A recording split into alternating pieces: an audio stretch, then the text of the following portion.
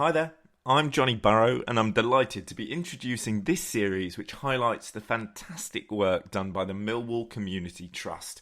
I'm a broadcaster and I first got involved with Millwall through the No One Likes Us Talkin team with our shared work at Love Sport Radio. And ever since, I've been amazed by the work that the club and the Community Trust are able to do. This is episode 3 of the series and there's lots to look forward to. We're going to hear from Joubin Srrami. He's a member of the Millwall Community Trust and he introduces the wonderful National Citizen Service, or NCS, and the work that they do with the MCT.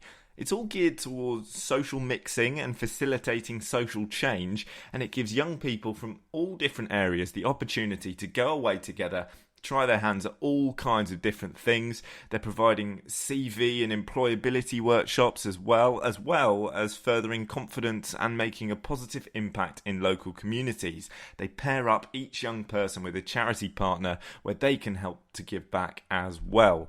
The National Citizen Service is a fantastic initiative and, crucially, it's also supported by Millwall players Junior Tenza and Billy Mitchell. Next, we hear from Rawlinson Simmons, trustee for the MCT and currently the compliance manager at the Royal Borough of Greenwich. She's got huge amounts of experience in both charity and education, and she's passionate about helping grassroots football to grow, and she's a Millwall season ticket holder, just as a bonus. She talks about the fantastic work that she does with the MCT and particularly how good it is to have so many women involved both in the Trust and at Millwall Football Club, and the need for yet more gender balance, particularly on the board. There's a strong Lionesses vibe to this episode. And we also hear from Katie Whitmore, the manager and head coach of the Lionesses.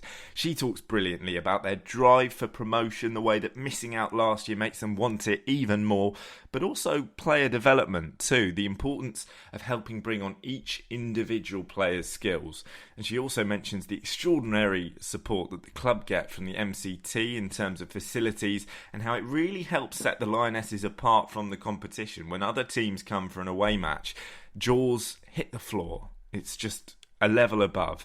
And we also hear from Adam Barron. His daughter Viola is in the Millwall Academy, has been for a couple of years, and he speaks again about firstly how talented and competitive all of the girls are in that setup, the educational work that the academy are doing, but those facilities, again, the way that the MCT are able to lay on a 4G pitch, for example, at football of that level, it really does help with that education.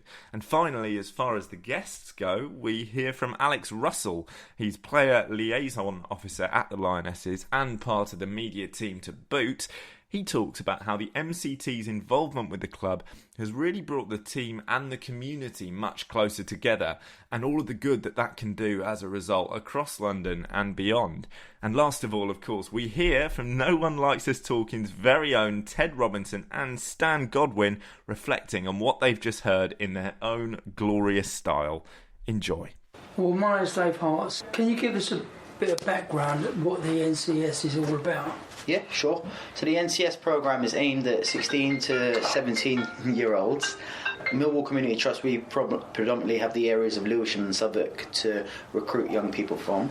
We're allocated schools by the government, so we have a certain amount of schools in Lewisham and a certain amount of schools in Southwark where we're allowed to take on young people of that age range onto our programme. The programme before COVID and for the past few years has been a 4-phase programme. Phase 1 being about 5 days where they head off to an activity centre.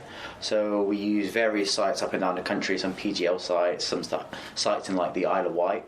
The whole first phase is these young people don't really know each other. They've come from the different schools. They've never met each other before. So it's all about team building, getting them to build bonds with their new team. So they'll do activities like rock climbing, abseiling, they'll go on a hike, they'll stay in dormitories with each other, and they'll be led by 2 team leaders, and it's all about creating the NCS ethos of social mixing and thinking about social change. Once that phase is completed, they stay home for the weekend, they come and meet us for phase 2. Phase 2 is geared towards helping them set themselves up for the future. So they'll stay at university accommodation for 5 days, put on some workshops like CV workshops, employability workshops for them, help them with their public speaking or any kind of activities that they need assistance with. They also cook for themselves during this phase. So they do a food order, and we give them recipes and meal plans to follow. So young people 16 or 17, I couldn't cook when I was 16 or 17. Most of these guys, this will be the first time they're cooking as well. So it's just giving them the new skills that they'll need in a couple of years when they become adults and go to live on their own. And then phase 3 is all about social action and making a positive impact in the local communities. So we set them up with a local charity partner. They go down, visit the charity partner. The charity partner comes up with ways they can help volunteer their time with them, helps them think of an idea or a project they can do to help service users of that local charity as well. And phase 4 is all about delivery. This is what the programme looked like pre-COVID-19. However, post-COVID-19, we've had to change the programme, so we've removed the residential aspects of the programme and are just doing phase 3 and phase 4 essentially. So currently, actually, right now we have a NCS group in at the moment. They've partnered up with Lewisham Voluntary Services, VSL. They headed down to a local food bank yesterday and supported the local food bank in their COVID response project.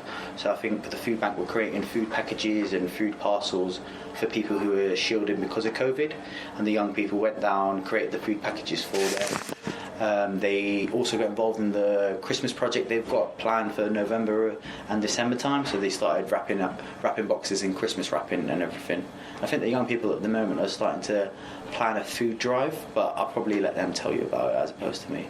But yeah, that's the NCS programme in a short or long nutshell.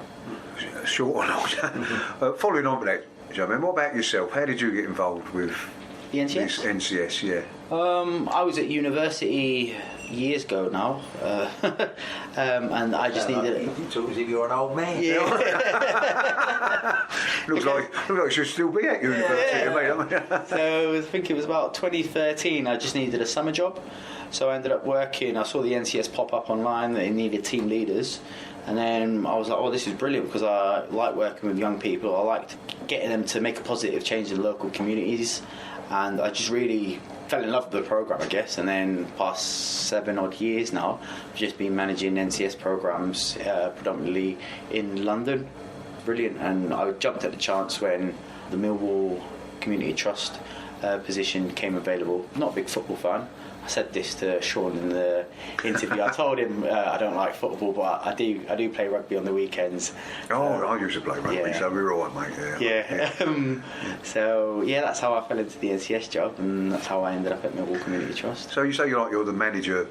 How involved do you get? Like when you go away for the recreational ones, are you there? Yeah. So we went away on a bespoke college model programme for our own internal learners. So our internal learners that study at the Millwall Academy, and we took some boys from another football club, Ebbsfleet. We went away with them down to Sussex. So my role is, when the programme's in delivery, to deliver sessions, go away with the young people, be a point of contact for the young people and the members of staff that are working on the programme as team leaders as well. When a programme's not being delivered, my role is basically to organise it, make sure all the boxes are ticked in terms of compliance, all the risk assessments are completed, everything that needs to be done from the government side is checked off on, and I'm also in charge of actually going out to schools and recruiting young people from the schools as well, so I do end-to-end essentially. And how many people are involved with you? How many, like when you go away and that sort of stuff, and are doing the programme now, how many people? So pre-COVID, we had a target of about 200 young people. However, that target had to change because of the impact of COVID-19, so our target was reduced down to about 35. We have 2 teams today. In each team's about 10 young people, and our summer numbers are much smaller than what they would have been pre-COVID because parents' fears of bringing young people down. Young people are occupied with doing other activities and tasks during the summer as well. We were looking at delivering a digital programme, however government guidelines changed about 3 or 4 weeks ago and they requested us to do a face-to-face programme, so it was a bit hectic trying to cross the I's. Cross the I's and dot the T's. Yeah, there we go. I guess then. So that's why we've got about 20 odd kids in today who will finish their course next week Wednesday, and then we're looking at starting another program immediately after on the Thursday with about the same numbers. See, listening to you, clearly this COVID-19's had a obviously dramatic effect and whatever. Hopefully they're wrong. But the general view seems to be that we might get another, what they could is a word, is it? That it's The second wave. Second spike. Now, if that was to happen, right, and I know it's sort of, we're gazing into the future, but would you see that would make a great difference to even what you're doing now? It would alter what we're doing now, because if there was a second spike and we had to go back into lockdown, then we wouldn't be able to do a face-to-face delivery like we are doing today. The only reason we're able to do a face-to-face delivery today is because lockdown measures were removed about a month ago. We've put contingencies in if, for example, a local lockdown was put into Lewisham and Southwark, so we've pre-planned that into our programme. So we deliver a lot of our sessions remotely via Zoom calls or Google Hangouts and webcam platforms. However, it takes away the personal aspect of it, and the young people also lose some volunteering opportunities that are available to them. So, for instance, if there was a second spike, they wouldn't have been able to go down to Lewisham Voluntary Services yesterday. They wouldn't have been able to help with the COVID-19 response projects. They wouldn't have actually been able to do any of the physical activities, which I personally feel is a big part of the programme. They would have learned all of the workshops and sessions we would put onto them, but I personally feel that you deliver 100% of the programme, but we have to follow government guidelines. We are a government-backed programme. So if government says to us, oh, you're in lockdown for X amount of time, then we have to follow that and alter the programme to suit it. So you would say, Joubin, that taking away the personal side of it, if that occurs in that sense, or even with the fact that you've had to have numbers reduced, it does impact quite a lot what these youngsters need, really. That's they need the personal side of it to actually be speaking to you, to understand what it is. So it must make it a bit more difficult for yourselves in that respect. 100%. I think the NCS ethos is social mixing, social action, social change. All them words have social in it. So when you remove people, you take away the social aspect. So all you've got is mixing, promote social mixing without people actually mixing in person. But I guess now we've got to think about different ways and aspects of tackling it with the new guidelines that are in light for us. What is the uptake from the youngsters of those groups to actually get involved with the NCS? Yep. So this is a completely voluntary. Our Keep Doing Good right now is voluntary, so it's free for the young people to come on to. Normally when we run an NCS programme and it has the residential aspects, they have to pay a small monetary amount, which is about £50 for each young people. However, we're all into social inclusion, so if a young person or a family can't afford the full amount, we will subsidise that as much as they need. So if they can only contribute £1, we'll subsidise the rest of the budget. So we want everyone and anyone coming onto our programme as long as they're within the age ranges. We work with a lot of schools from a SEND background, so special education needs and disabilities. Any young person that is unable to, so I mentioned earlier, we'll take the kids doing rock climbing, go on a hike. If a young person's unable to do that because of a physical disability, we'll work out logistical adjustments so that they're completely involved in all of the activities as well. And it would be just reducing the route of the activity or buying specialist equipment so that they can do the rock climbing as well, because we don't want to exclude anyone from the programme, and that's what we're big on. Can I ask you this? You say you've had no involvement in the football side and whatever, right? But I'd be interested to know, before you sort of got anywhere near to coming to Millwall, did you, I mean, as we know, Millwall do tend to get into the news from time to time for all sorts of different reasons, but what I'm saying is, what I want to know is, did you have a preconceived idea? I'm not necessarily talking about what we're doing now, I'm talking about the actual name of Millwall, and did you have a preconceived idea of what you thought Millwall was about? And then since you've then come here and you're now working in what you've seen of it so far, would you say that Yeah, so It's changed your view or whatever it might have been, or yeah, so I had a preconceived idea about football as a whole. So I've said to you, fellas, that football wasn't really my sport. So I come from a rugby background.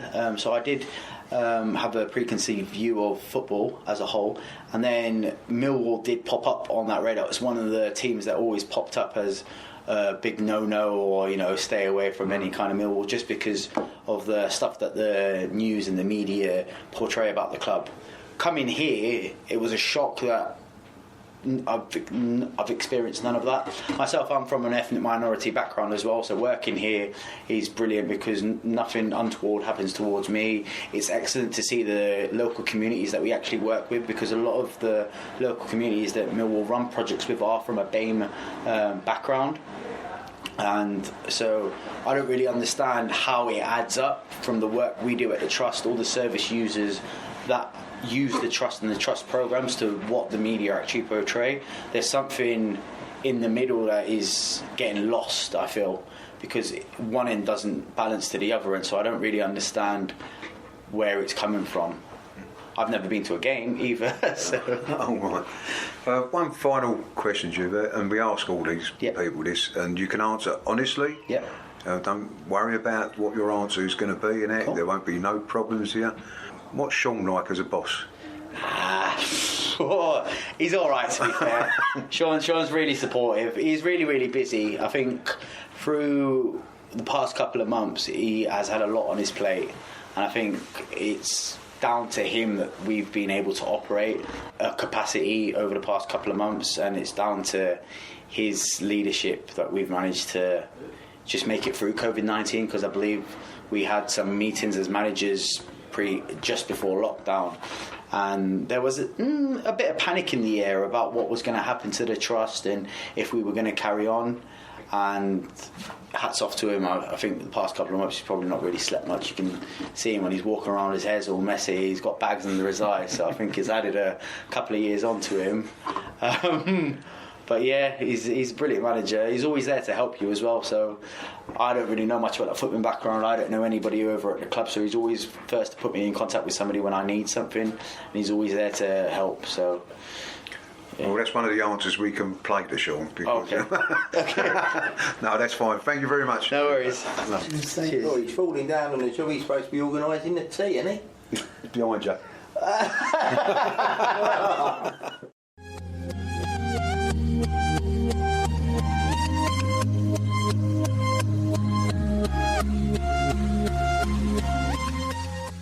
We have Carly Rawlinson Simmons. She's a trustee with the Millwall Community Trust, and she's currently the compliance manager for the Directorate of Regeneration, Enterprise and Skills at the Royal Borough of Greenwich. Carly has many years of experience working in the charity and education sector in a background of facilities management, and is keen to support and develop grassroots football within the community. Carly and her family are season ticket holders at Millwall.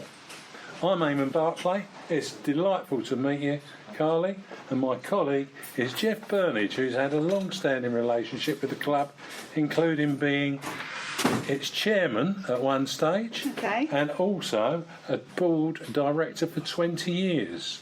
Well done. Nice to meet you both. There you go. Lovely to meet you. Okay. Nice to meet you, Carly.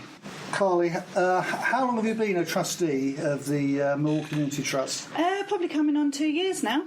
And were you the compliance manager before that, or has that followed since? No, so when I joined the Millwall Community Trust, I was a facilities manager at a secondary school in Greenwich, so I had that education background.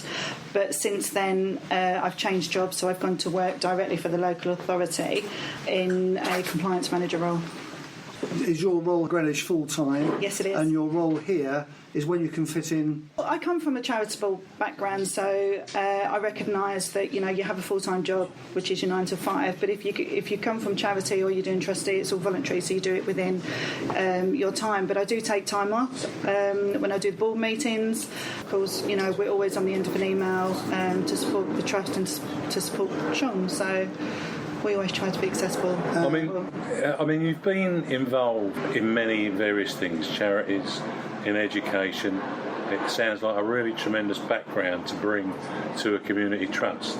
But tell me, what drew you to become a trustee of the Millwall Community Trust? Well, firstly, professional experience I have. So, you know, my background of working through the charity sector, I've done many charities, and also my facilities management experience and knowledge.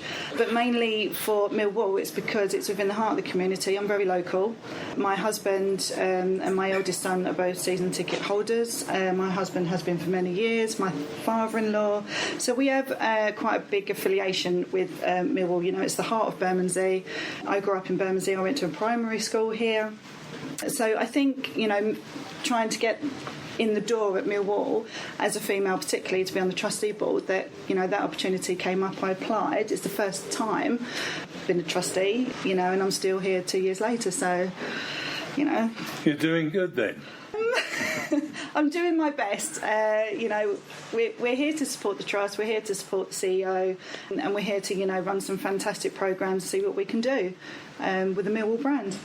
And what do you think, in your own mind's eye, makes this such an attractive organisation to work with? Well, it's sports and it's football. Back in the day, I think football was predominantly a male-orientated. But I think now, you know, times have changed. We've got a lot of women coming through. You know, we've got the academy, we've got the Lionesses. And so things are developing, things are evolving. I know that, you know, Sean is very passionate about making a change within the trust. And at board level, at the trust level, we're very keen, you know, to support him through that change. So I'm really keen for there to be more, probably gender balance. Yes, I'm the only female trustee on the board, but I'm hoping that's going to change, you know, but I hold my own, so it's fine. I hold my own, but you know, the Millwall brand itself, it represents a lot of things, and I think, you know, the grassroots and the football, with the girls particularly, we need to, you know, make that change, bring it to the forefront of what we're doing. That'd be great. Yeah. One of the things that about the trust that's familiar to our fans is the Lionesses, which you mentioned. Okay. What's your view of Sean and the others' plans for the Lionesses? I don't really have a view as such. All I can see is there being a lot of potential there.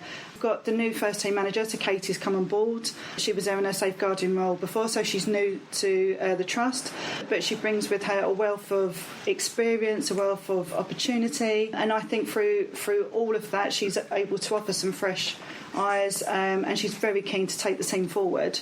You know, as the trustees also, we're here to support them and you know, hopefully get where we can get to. Well, in the long history of the Lionesses, I'm pretty sure she is the first female manager that we've had. She is. The England team have had female managers, including Hope Powell, who cut her teeth in football as a Millwall Lioness. So we're all pleased about Katie's appointment. Absolutely. And her approach is extremely professional. Her and Nick, her assistant, I've been struck by how professional it is, because they've got to try to have a development hat. They want these girls to progress under their management, but they also want the club to progress, because we have been cast down among the lesser lights of women's football, and I know that part of the remit is to get us back up that pyramid. Absolutely. But they play here, don't they, at St Paul's? They do. They play here. So they're here training late on this evening. And when fans are allowed back in, how much will it cost to come and see the team play? I don't believe it costs them anything, because we're a trust. You know, it's St Paul's ground. The trust, we look after it. To have the Lionesses play here locally within the community is massive for us, as is you know, the other programmes that we've got here. So we would absolutely welcome, you know, the more the merrier, everybody to come down and support the ladies. Great stuff. I mean, if you was to look at a bit of blue sky thinking and where the trust is going, what would you like to see coming over the horizon? I think at the moment what we're achieving now is, you know, it's beyond what we probably ever thought was possible. The holiday camps that Sean's developed with his team this year has been remarkable. The feedback that we're getting through that has just been, you know, absolutely out of this world. You've already mentioned the Lionesses. We've got the Roman Football Club as well, that will be here later on today. That's a massive programme that the board have been really keen to support and promote. Where we can go from here, the sky's the limit, I guess. We can take it in any direction that's possible, with the right team, just as long as we're making a difference. That's what we want to do. Is there anything that you would say in particular stands out for you in relation to Millwall Community Trust? I think what stands out for me is the passion of the staff. I think, you can have a trust, but without that support mechanism that you've got and that passion within the trust to be able to deliver and go out and do those programmes, you've got to believe in it. I think that whilst, we're doing remarkable work, but we're doing it with some really great people in there. Great team. We've got some long-standing people. We've got some new people. We can only build on that. We can create more programmes, create more roles. I'm really excited for the future. Sean's made a remarkable difference. He's brought in some programmes, some new ones. I know he's passionate about going forwards and looking at education down that route, alternative provision. We're looking to develop more areas in that. We will do everything that we can do within our remit, I guess. You're welcome. Very interesting. Thank you very much. And delighted to have met you. Delighted to have met you. Thank you. Thank you, Carly. Thank you. And we're in a lot better than everyone thought, isn't it? Oh, my God.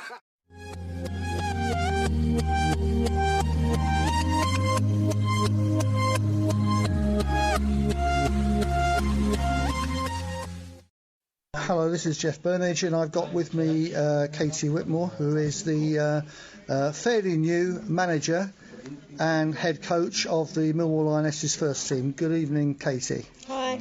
I think I'd like to start by congratulating you on your appointment and hoping it goes well. What would you say is your objective for your first season with the Lionesses? I think, the same as what we've spoken about all through pre-season. It would be nice to get that promotion that the girls should have really got last season. But for me, it's more about player development as well. The promotion will be nice, but for me, it will be making sure them girls are developing as individuals and as a team as well. Okay, I'm George. I'm just wondering the MCT's facilities here. How does that work for the girls? Does that work marvellous? It's such a nice place, isn't it? Yeah. There's not a lot of teams in our league, from my understanding, that will be able to play in facilities like this. So for us, I think we are quite lucky to be able to play on a 3G pitch. You have the stand for the spectators. The clubhouse and stuff like that. Obviously, it's a little bit limited at the moment because of the COVID-19 situation. But once all that changes, hopefully, and we're back to somewhat normality, then it's a great experience for the fans and for everyone that wants to come down to watch. Well, the Millwall Community Trust run St Paul's, the stadium here. It's owned by Southwark Council, and Millwall MCT run it. So the first team train here and play here, which is marvellous. But the other support you get as Millwall Lionesses, there's a lot of Millwall fans that do follow Millwall Lionesses, and once they're allowed back in the ground, I can assure you there'll be a lot of support from our fans, and I think that's something that the players will really enjoy. And the media team, which is run by the supporters club, they're doing a great job for Millwall Lionesses as well, and they're certainly promoting it for all they're worth. So I think in conclusion, I'd like to congratulate you on the appointment again. Everyone is right behind you and Nick in a big way, Katie. Thank you. So all the best for the season. Cheers, thank you.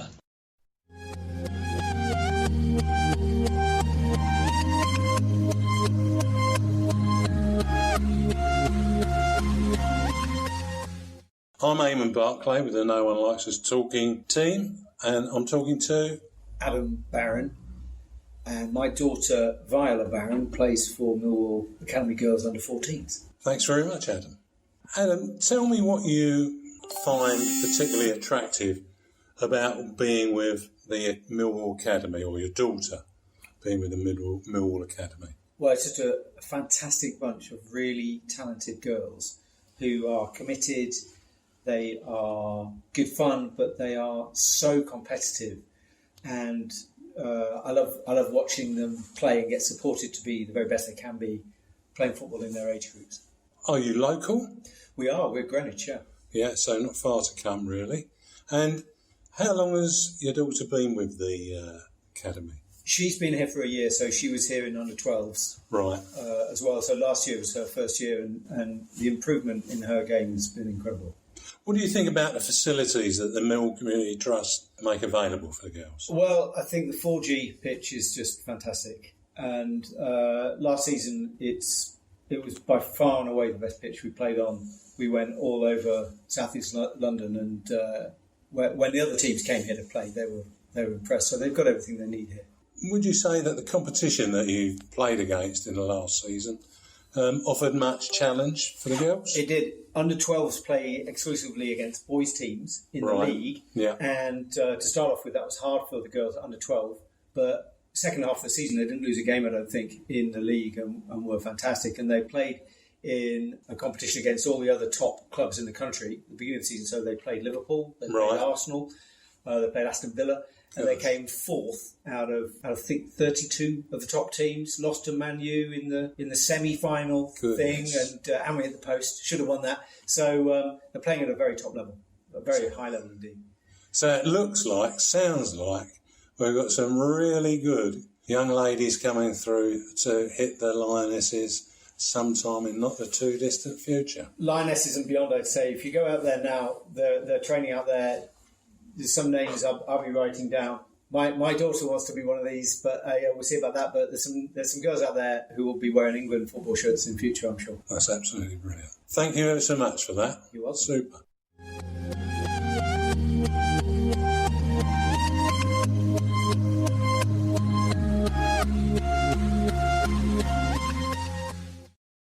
I'm Eamon Barclay, and I'm from Millwall No One Likes Us Talking, and I'm with Alex Russell. I'm the player liaison officer at Millwall Lionesses, and also I'm part of the media team. Alex, part of the media team, and definitely involved with the Lionesses, and also the overarching arrangements with the Millwall Community Trust. From your perspective, the relationship with the Millwall Community Trust and the Lionesses, how do you see that? It's almost perfect, you know, that the facilities we've been given, the kit, away travel, even down to the coaching staff as well. It's all facilitated by the Community Trust. So, like I say, we wouldn't ask for much more. It's been there since as of last season when we come under the Community Trust umbrella, and it's only grown from strength to strength. Well, that's fantastic to hear that. We've been impressed with what we've seen here today through a range of activities that the Community Trust take on board. What impact have you actually seen in the Lionesses in relation to having the Community Trust? Well, obviously, Kelly Webster's recently won the PFA Community Player of the Season, and she's taken on an ambassadorial role with the Community Trust, which is fantastic, you know, getting involved with Santa Dashes at the Den. We're looking at also getting her to go out to sort of schools and things and take signed shirts to get those involved as and when we're allowed fans back, etc. So just seeing an active engagement with the community is something that we didn't particularly have in past seasons. No, that's been very clear from the whole range of activities that we've seen today.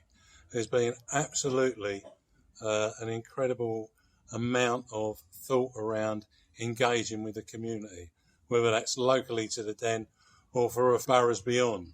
What do you think about the importance with engaging with the wider London boroughs? I mean, football clubs, this level and above, solely rely on the fan base and the community and the future generation of the up-and-coming younger fans. Obviously, women's football's on the up, it's growing. So getting people as actively engaged as we can is fundamental, really. You know, last season we had people down for Halloween, fancy dress, Mother's Day, Remembrance Day. We had all sorts of people involved, and it's the future of the club at the end of the day. It is. Well, thanks, Alex. That gives me an enlightening view of the perspective that you have on the relationship between the Lionesses and the football club, and of course your own relationship as Millwall Supporters Club. Thank you very much. Thank you.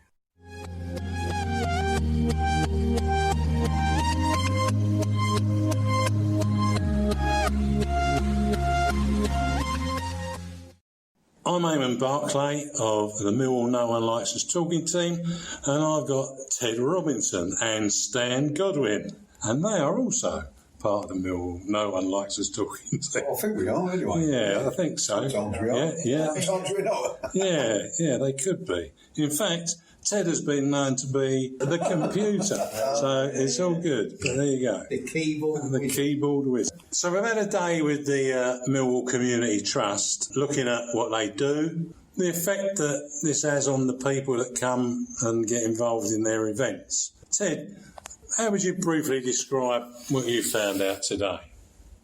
Well, I can't see how you can fail to be impressed by Sean Daly and his team and the work that they do. You know, we've had the pleasure of being down at the community centre, seeing the lessons in full flow. Me and Stan sat in on a couple of the lessons. I say the whole setup opens your eyes to exactly what they do. For years I've listened about what the community trust do and how they do all this sort of work in the community and that, but to see it firsthand and see it actually happening, it's a real eye-opener, and it's something that every Millwall fan should be proud of. Community Trust itself have every right to be as proud as they can be for the work that they do. It's invaluable. It's invaluable to lots of people. Dan, you've interviewed some people today. What would you say you felt come out of those interviews? Well, one of the things that I found that come out of the interviews, you could actually detect the sincerity in their voice, of what they were doing and how they took pride in what they did. No, and again, just to really follow on from what Ted said, is that when you see this work and you hear a lot about the Millwall community this and the Millwall community that, but to actually see it, frankly, it's mind-blowing. And as I say, the thing that struck me is the sincerity of the people who are actually charged to do these things. They clearly love it. And that's for sure. Well, the man's stardust. You can see, Eamon, that the passion of these people come through when you ask them any questions regarding what they do, and that you can feel the actual passion in them, the genuine belief that they know or feel that what they're doing is the right thing to do, and it is a help to the community. It's a massive help for some of the youngsters that we've seen, and these people go out there and put their time and effort into helping youngsters change their ways, should we say, or see the light of life, which is a massive thing to be doing, and but you can tell that they're so dedicated to it. Their dedication comes through with their passion and whatever, and like Stan said, there's some stars out there, Sean being one of them, being the CEO, but they're all stars in their own right because they're all doing a job that needs to be done in an area that needs it to be done, and they're doing a fantastic job of it. They're making a difference. Yeah. Stan, lastly to you, Millwall Football Club, Millwall Community Trust, partnership made in heaven? On the whole, I would say so, yeah. I don't think there can be any doubt about that. In terms of the football club, they've always sung the praises of the Millwall community, or what Millwall do in the community, and rightly so. And then when you're privileged to come down and see it in action, you can then understand why they feel the way they do. And in terms of the community trust, it is a marriage made in heaven, and that really all Millwall supporters, or anyone, not just Millwall supporters, but anyone connected with Millwall, right, should be well and truly proud of. I think, and also, Eamon, thankfully, there seems to be more than just the name Millwall. There's a connection between the football club and the community trust. From what we've heard today, I think in years gone by, maybe that wasn't quite as close as people were given the impression. It feels like a genuine feeling around that Millwall Football Club and Millwall Community Trust are at one and holding hands, which is how it should be, and always should be. So, I would agree with that. Thanks, guys.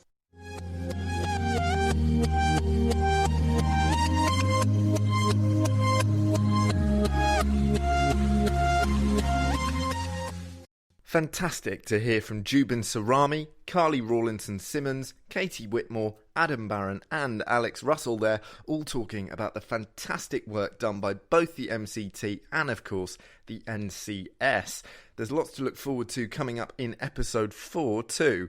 We'll be hearing more from those MCT trustees and from a local councillor with their take on the work being done, and we're also going to be hearing from some of the people who use the trust services about what a positive impact the MCT has on their lives. And it'll be wrapped up, of course, with the thoughts of No One Likes Us Talkin's very own Jeff Burnage and George Lampy. Don't miss it.